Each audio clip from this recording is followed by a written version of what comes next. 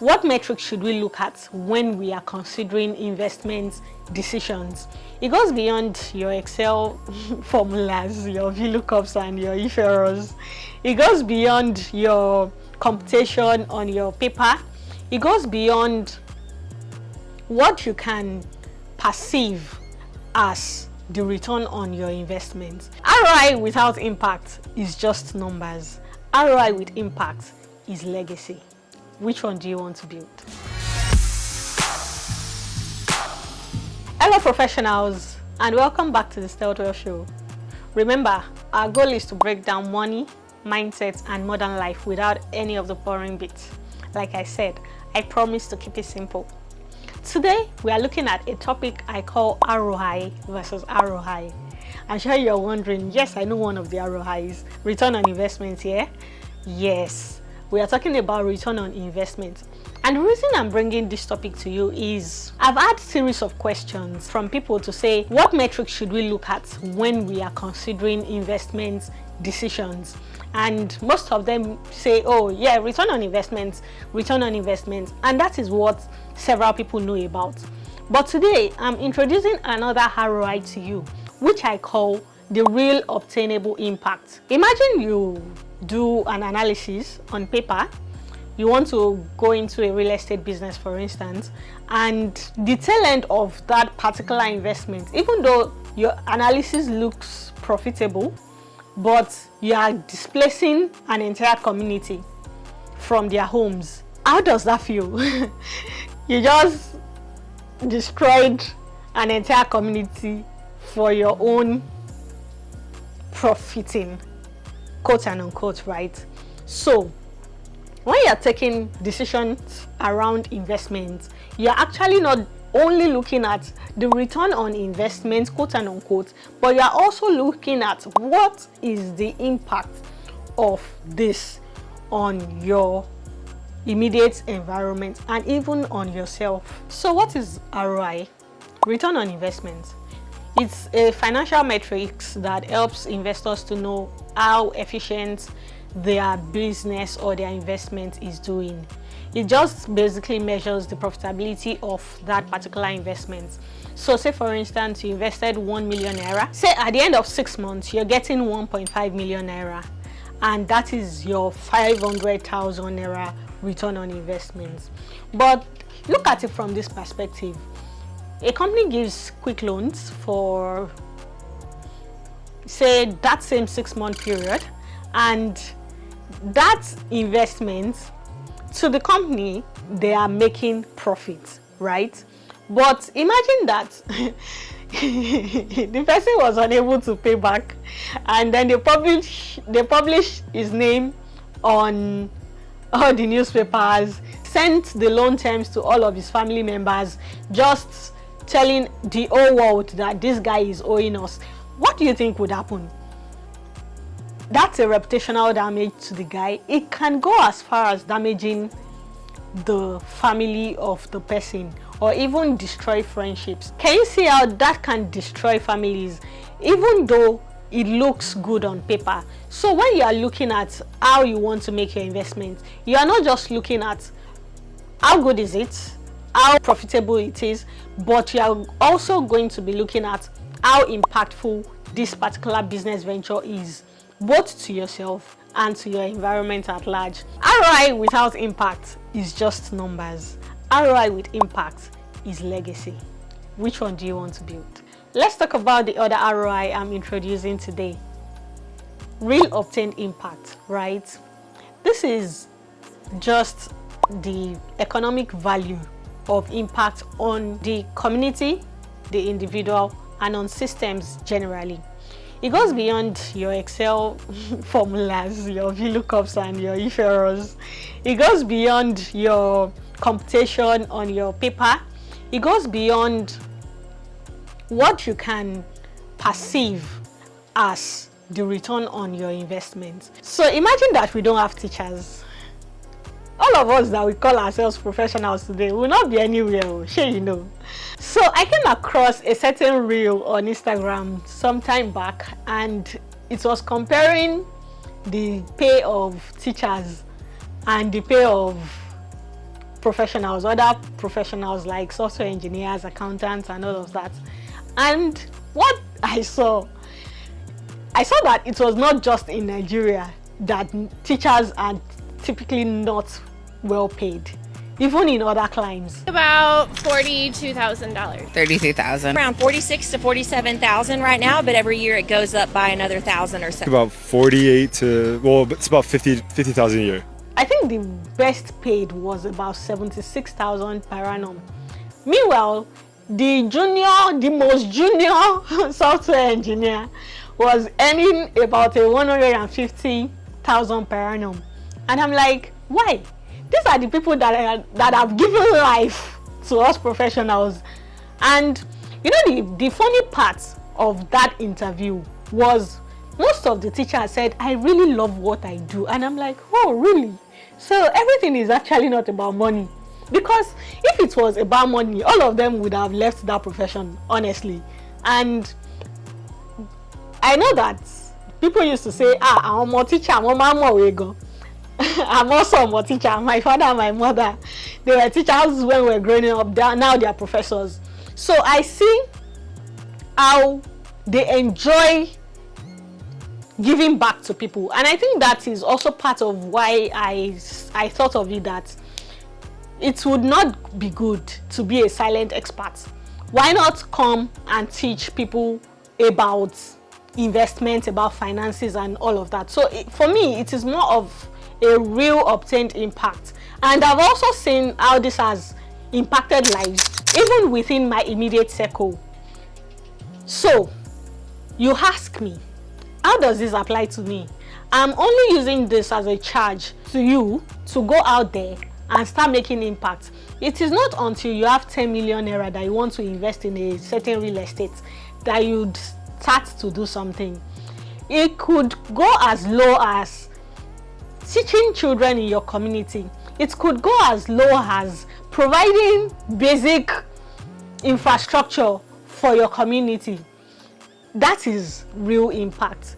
Everything doesn't necessarily have to be naira and kobo.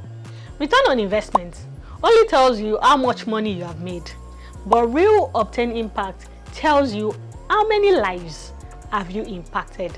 How many lives can say, thank you God for this person? And that is what matters most, really, if you're trying to build a legacy. So let's quickly consider some businesses in Africa or even in Nigeria that have both the investors' return on investment and an impact journey in their businesses. Say, for instance, fintechs, likes of OPay, Money Point. Yeah, they might look like, oh, they are just there. But guess what? The inclusivity that they have brought for the non-bank sector of this economy is actually a whole lot. Any market woman can just close her eyes and open an OPay account. Yes, investors are cashing out, but then the people that have been included, which if these people weren't there, they would have been excluded from banking, quote and unquote, are now enjoying the infrastructure of banking. That is the impact these guys have brought on the table. Let's look at EdTech businesses. They are able to empower people both digitally and even as business owners. So the value they are bringing to the table is to also help individuals who cannot afford a conventional business school to actually make that progress in their career that they are looking to make. Investors cash out, but of course, impact is also being made. So let us look at people in the renewable energy sector, for instance. Those guys, yes, true, investors will cash out. The cost is moderate compared to oil. They have lit up schools. People are able to provide their own energy. There's reduced generator, and ultimately there is reduced carbon footprint just on the environment. Do you see how impact is being made? And that's the difference between just making money and making money matter. what do you want to do with your money? Do you just want to make money, or do you want to build real wealth? So you ask me, how do I measure this ROI that you are talking about? Because it looks qualitative. It looks like I can't see the naira and kobo. What are you people telling me? Anything that is not naira and kobo, please count me out. No, I'm not counting you out. You are included in this conversation. I'll be using the 4 P's framework to analyze this. And the first P is people. The next one is planet. The third is purpose. And the fourth is profit. Did you see where profit is coming in? Yes, you still make profit. That's just the honest truth. Because as far as you are giving value, you would always make profit. But have you considered the people who would either enjoy or suffer from your investment venture? Have you considered the planet? Are you causing degradation to the climate? Do you understand? So when you look at all these things, have you built sustainability into your business framework? For instance, where I work currently, sustainability is one of our we are very big on sustainability, and it shows in even the places where we do investments and how we facilitate our business operations. The third one is purpose. To what end is this investment you're making? And the last one is profit, because definitely there is always profit after you give value. Let me tell you a quick story about one of the investments I did some years ago. So there's this guy I met. He used to ride a bike. Just somehow. He was always at my bus stop at the time I'm leaving home to work. So one of these days, on our ride to work, I asked him, I said, oh, this is your bike, what's your model? And he explained to me that, oh, he does delivery for the owner of the bike and all of that. And I said, okay, so if you own your own bike, how would this impact you? And he said, oh, okay, if I own my own bike, I can do an arrangement whereby I would pay back the entire cost of the bike with some markup. And in my head, I knew that was a hire purchase agreement. So the ride was just a 12-minute ride from my house to my office. And he was able to convince me that he would deploy the money to a good use, he would get a bike, and he would benefit from it as well. And that same day, I bought a bike because, of course, it just made sense to impact a person. Guess what? The proceed of that business, he was able to deploy it to his village on a farmland. So he owns a farm now. He's been able to build a house in his village within the time when we have done business together. Apparently, after that first bike, I did another bike, and then Lagos State banned bike. So I had to move to keke.